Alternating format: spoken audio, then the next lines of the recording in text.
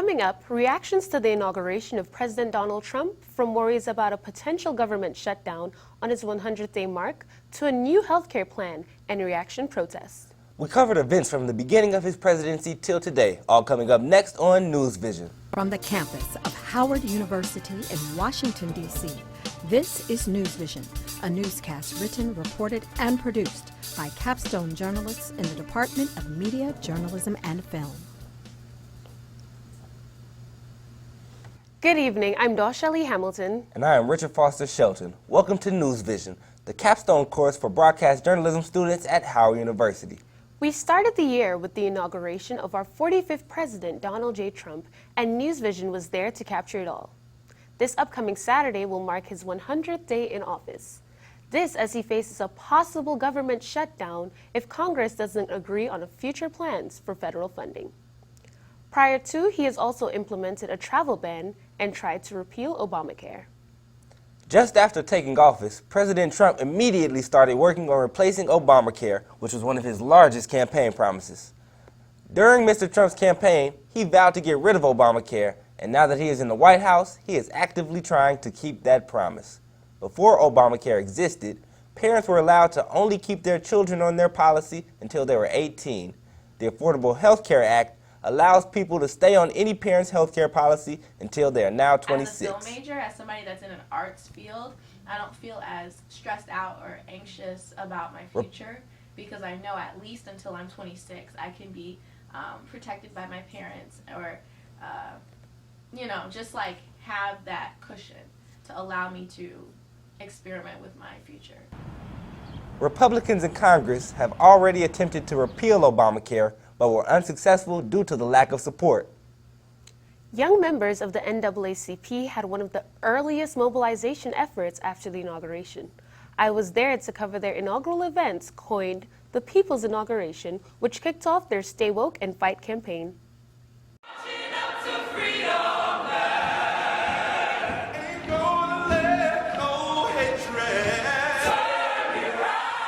The Metropolitan AME Church was packed Saturday morning with attendees for the People's Inauguration. The event was organized by the Youth and College Division of the NAACP and featured performances by the Howard Gospel Choir and a panel discussion by Grammy recording artist Jadena, CNN political correspondent Simone Sanders, and the National Youth and College Director of the NAACP, Stephen Green. We're known in this country and in the world as people that fight in resistance. We have thrown around words like revolution for years, but we don't talk enough about evolution. The event has been in the works since President Trump was elected and was the kickoff event for the Stay Woke and Fight campaign. It was wonderful to bring together a camaraderie of black thought leaders and institutions to really make this event happen. Major efforts were done, all to make this a pivotal event right before the Women's March here in Washington, D.C. It brings and unifies youth around the community and the nation to unify in a message and an agenda that is portrayed and kind of gets the people knowing and involved what the next steps are with the next presidential administration in office. In the spring, we're traveling across the country to train millennials in how to run for office, how to map out power in their local communities, how we can really implement on a grassroots level the change we want to see. The Stay Woke and Fight campaign was one of the many reactionary events that took place less than 24 hours after Trump's inauguration. Shortly thereafter, the Capitol saw one of the largest single-day protests in history. Thousands flocked to Washington, D.C. for the Women's March, a stark contrast to the crowd that appeared the day prior for Trump's inauguration. Many chanted, "Dump Trump," as they marched through the National Mall carrying signs in protest. In the history of the United States, there have been 16 secretaries of the Department of Housing and Urban Development, better known as HUD. Dr. Ben Carson has now become the 17th. On March 2nd, a Senate committee approved the former brain surgeon for housing secretary. HUD is the federal agency that is responsible for addressing America's housing needs. Those needs include ensuring affordable housing and fighting housing discrimination. Affordable housing is a major concern for Washington, D.C. residents who have seen their city change over the years. It's a shame that what's occurred is that the residents of this town, and folks who don't have the same means as everybody else are being left out of the housing so-called bubble. The bubble seems to only be for the affluent and not for people that make the city work. Ben Carson is now responsible for deciding how the department's $48 million budget will be spent. Another controversial measure by President Trump was his announcement that he would be holding a meeting in the district to discuss ways to advance historically black colleges and universities, or HBCUs. Vania Brown takes a look back. Of the many tasks on his political agenda, President Trump has plans of conducting an HBCU fly-in on February 28th to discuss opportunities and goals for HBCUs. Just last week, Howard University President Frederick met with Secretary of Education Betsy DeVos. I don't think HBCU should meet with President Trump because he's already shown that he doesn't necessarily care about our communities, and I feel like he's trying to align himself with HBCUs to co-opt other black people into thinking he cares when he actually doesn't. While some may not agree, other members of the Howard University community are hopeful that the president's meeting with HBCUs will be beneficial. Absolutely. I think simply because he is interested in meeting with HBCUs, it's going to be an opportunity for him to perhaps learn some things about the importance of institutions that he may not have known or realized before. And I absolutely think it could be beneficial to the students because it could result in additional funding and opportunity. Personally, I think that we should, just to reach out and kind of give our idea and tell them how we feel and get him to understand where we're coming from. So yeah, it's a good idea for us to reach out and also for him to reach out to us because he's now our president, so we all have to accommodate to that. President Trump has plans of concluding his visit at the National Museum of African American History and Culture. For NewsVision, I'm Vania Brown. There are just over 100 HBCUs in the United States, including the Capstone of Higher Education, Howard University. There's still much more ahead on NewsVision. Up next, can you consume marijuana while at work? And does pot still have the potential to be dangerous? Also, what are the benefits of banking black? We'll see whether black banks are still cashing in among consumers of color. All of that just ahead on NewsVision. Did you hear the stuff that's going over at Howard? No, I haven't heard about that. I don't know, man. I think it's something with President Trump.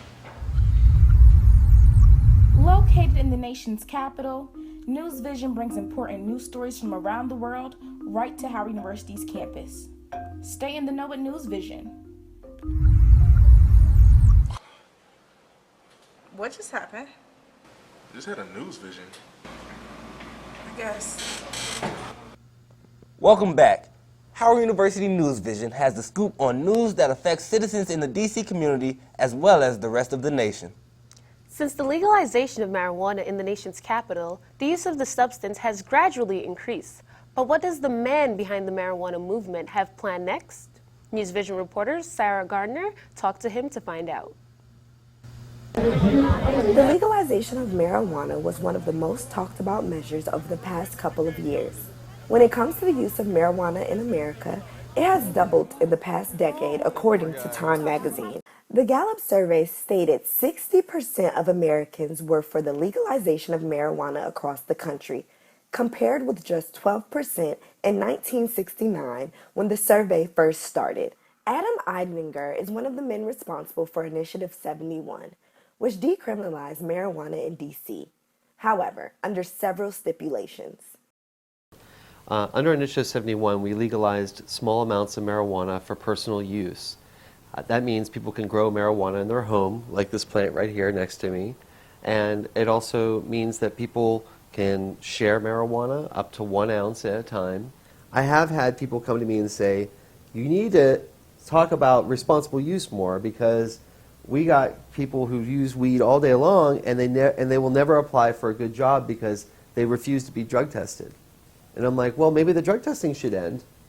You know, like maybe the drug testing should only be for people who are flying, jets. I don't know. Like, what is the standard that we don't want someone high doing something? Because I smoked just an hour ago, and I'm able to communicate fine. If you threw something at me right now, I catch it.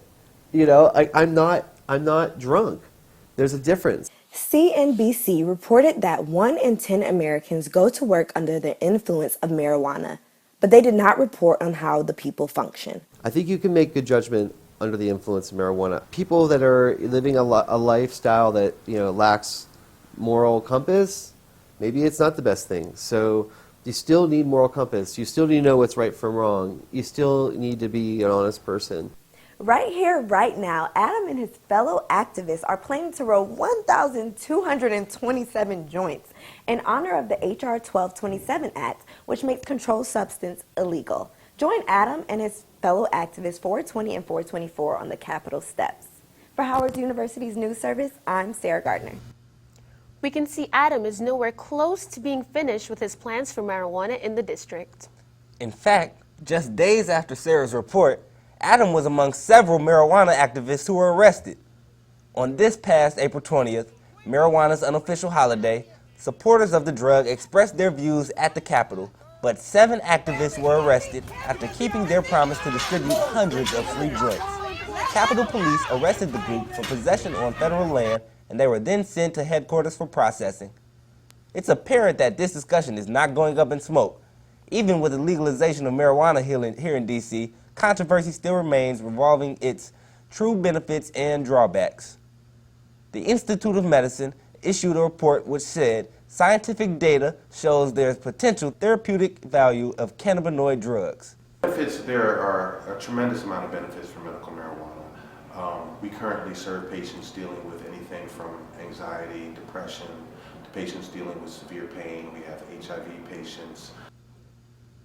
However, despite negative opinions that may exist, truth be told, marijuana can be beneficial to some. So bottom line, those interested in using medical marijuana in the D.C. area should discuss whether it would be a good option with their doctor.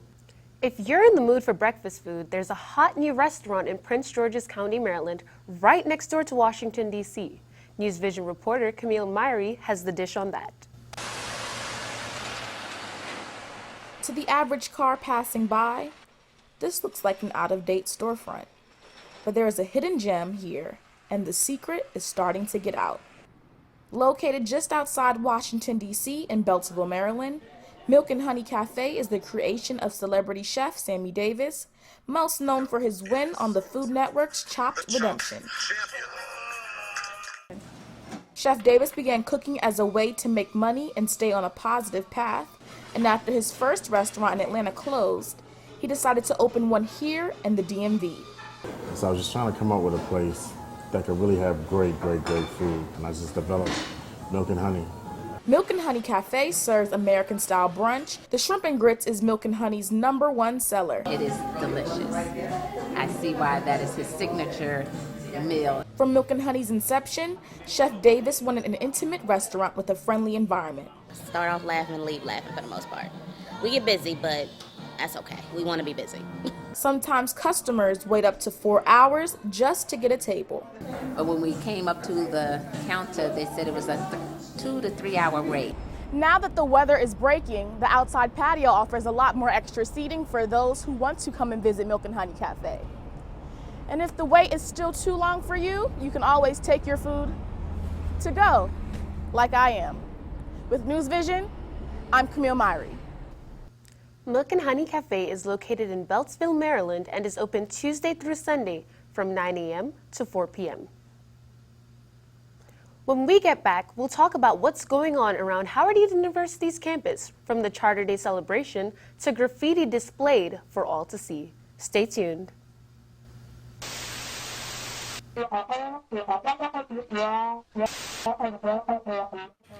Shelly, how am I supposed to stay woke and there's nothing relevant in the news? Girl, cut that TV off and check out NewsVision. It's for Bison, by Bison, keeping you in the know wherever you go, from Capitol Hill to Howard Hill. Perfect, that's exactly the kind of coverage I need.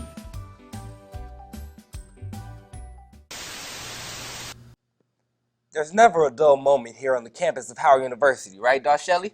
That's right, Richard, and our NewsVision reporters were there every step capturing the action. Howard University is celebrating its 150th anniversary this year. The recognition of this milestone made this year's Charter Day convocation one to remember. We couldn't celebrate the legacy of Howard University without acknowledging its history of protest. Students today are following in the path of former students of Howard University and challenging the university's administration.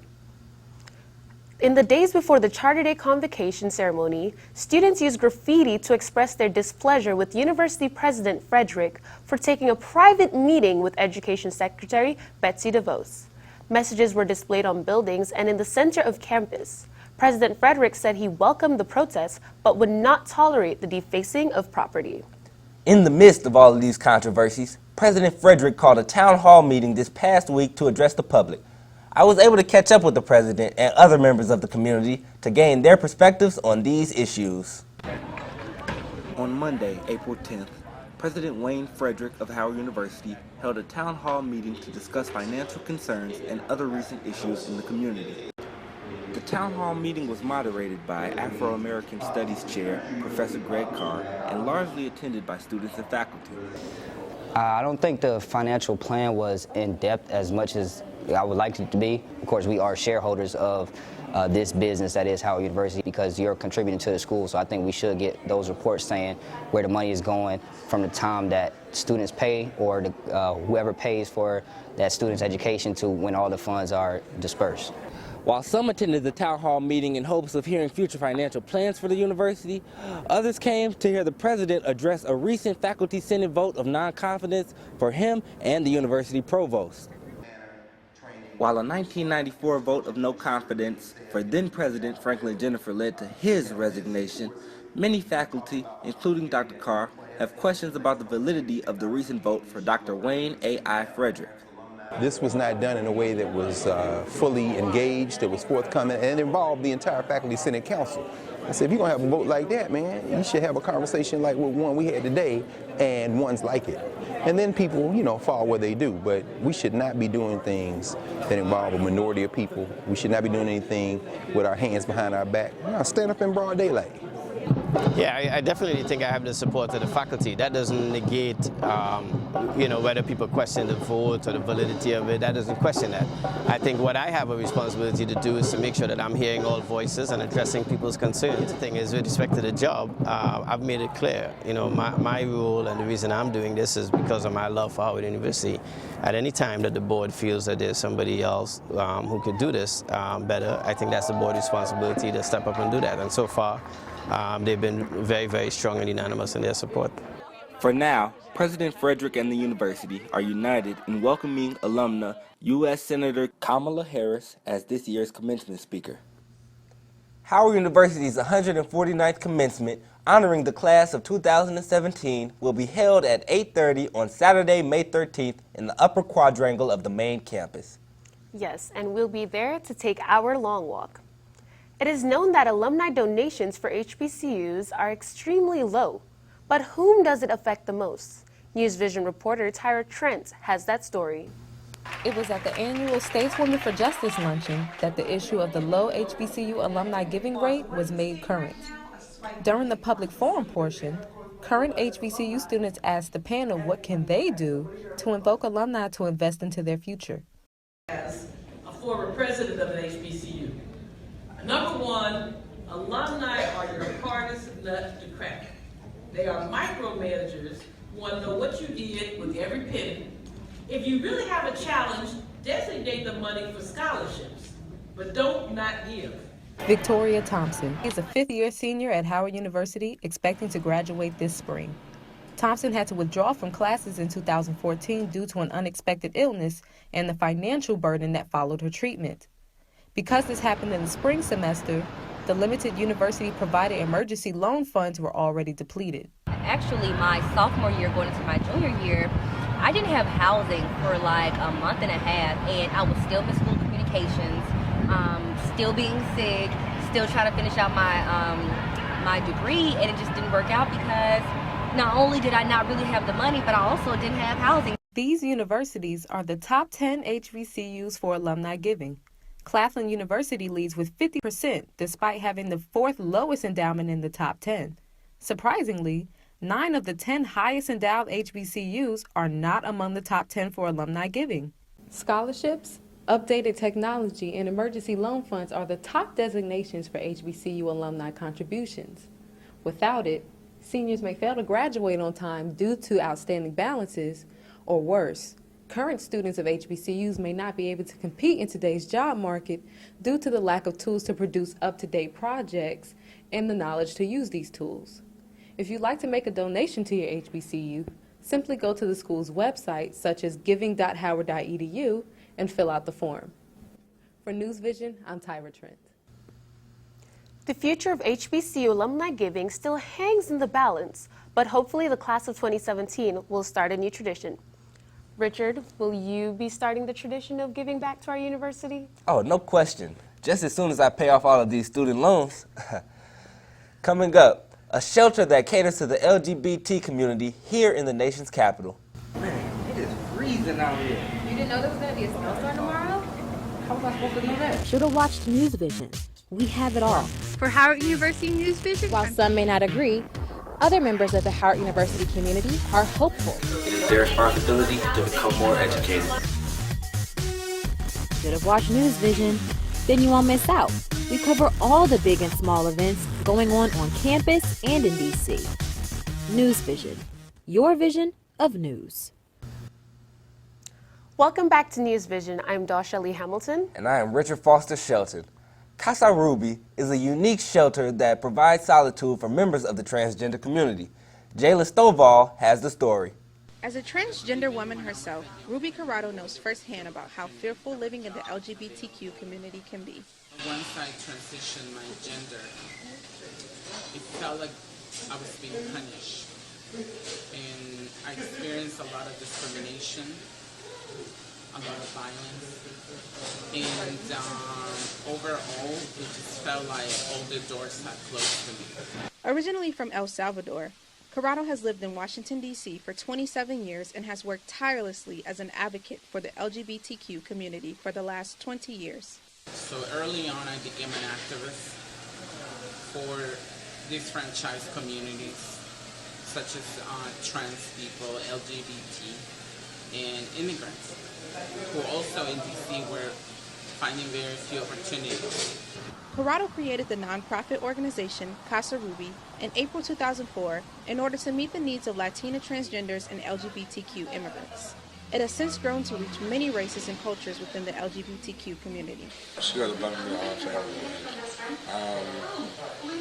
If it wasn't for Ruby, I don't know where I would be today. Casa Ruby is the only grassroots multicultural LGBTQ center in Washington, D.C., and operates as a drop-in center and safe space for LGBTQ people. What seems to be just any ordinary house or business on Georgia Avenue is actually one of the locations for Casa Ruby. In 2015, Corrado created the Casa Ruby Shelter for LGBTQ youth. This shelter has been a safe haven for many LGBTQ youth around the city. It's situated on Georgia Avenue in Northwest Washington, D.C. Corrado has been a positive light in the constant fight for LGBTQ rights. To donate, visit casaruby.org. For people who don't have a place to call home, living day to day can be challenging at best. Fortunately, there's an organization helping the homeless literally step by step. Our Chelsea Boatwright reports. We've all heard the expression helping someone step by step. The Back on My Feet program is literally doing just so. Established in 2007, it's working to help tackle the issue of homelessness through running. The housing and the employment and all of that is really important, but it's the community that Back on My Feet offers participants that's really different than any other social service that they're being offered, an opportunity to laugh and hug. This unique program begins with participants dedicated to running a total of 3 days a week. According to Back on My Feet, 80% of members complete the first phase of the program and enter the second phase titled Next Steps, which offers job coaching and other resources. So Back on My Feet is a national organization, but in DC, we run with 6 different teams across the DC, Virginia area at 5:45 a.m. Monday, Wednesday, and Friday. And so I go into the homeless shelters and essentially recruit people to be a part of this program.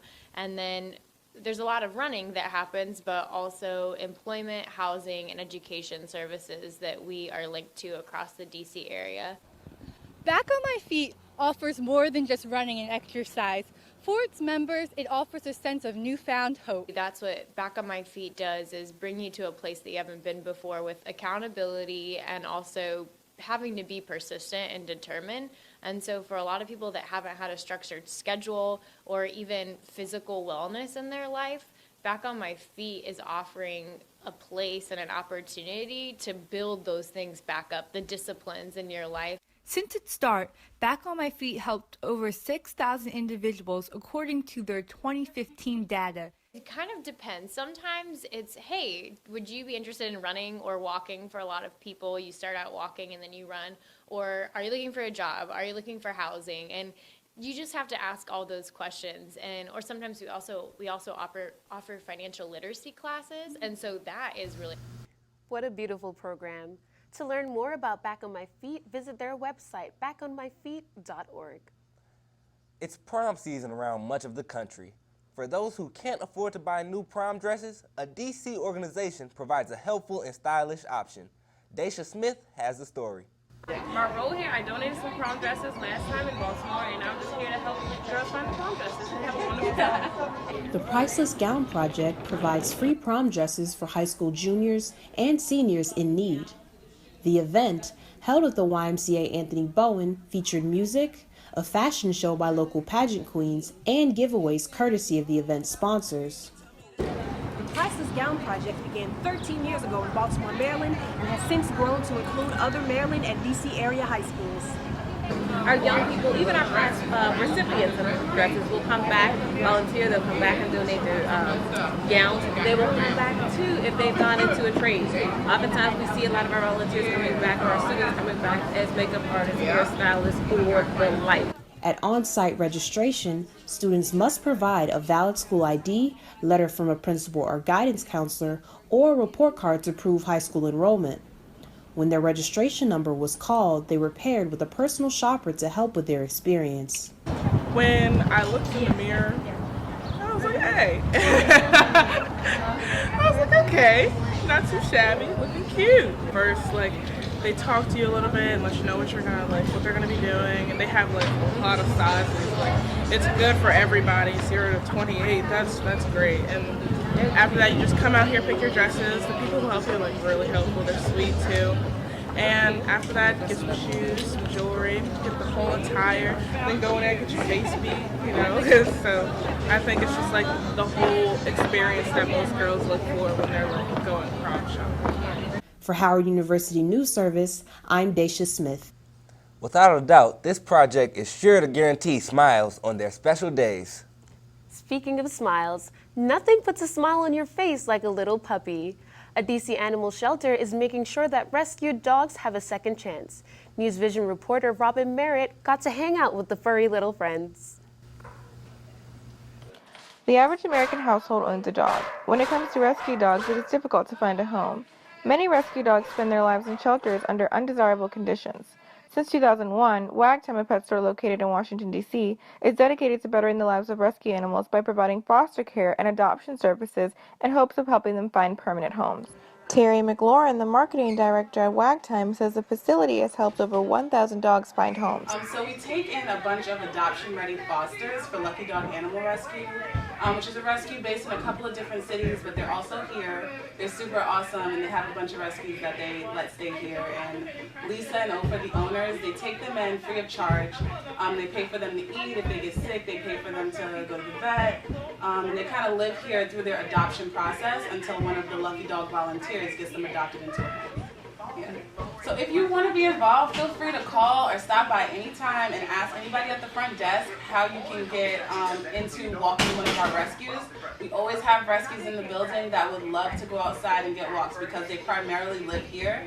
And they get a little walk every day, but they don't get as much outside time as I'm sure they deserve and would love to have. Approximately each year, 1.5 million animals are euthanized. Wagtime is trying to lower this number by making sure more animals find permanent homes, because your next puppy is only a treat away. For Howard University's News Service, I'm Robin Merritt. Wagtime is open from 9 a.m. to 9 p.m. 7 days a week and has 2 locations in the DC area. I don't know about you, Shelly, but these past 4 years at Howard just flew by. They sure have, and in just a few weeks, we'll be joining the legacy of Bison graduates that have taken the long walk.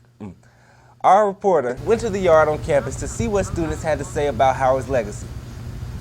My first time on the yard, I guess, was when we started turning to spring and we put blankets out. And it was just beautiful. I loved it. It really made me love Howard again.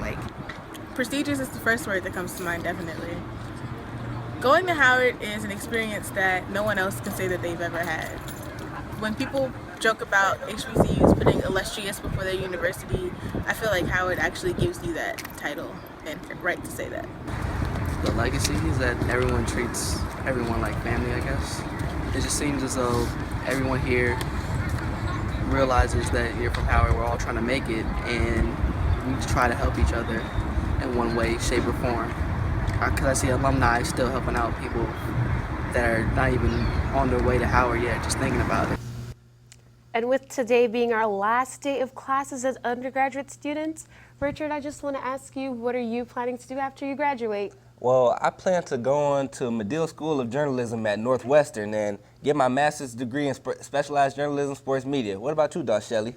Okay, congratulations for one. Thank you. And I am taking up a desk assistant position with NBC News right here in DC. Oh, congratulations to you. That's all for today. Now you're in the know with NewsVision. Thank you for tuning in. I'm Shelly Hamilton. And I am Richard Foster Shelton. Thanks to Professor Thomas and everyone in the Kathy Hughes School of Communications. And thank you for watching and have a great day.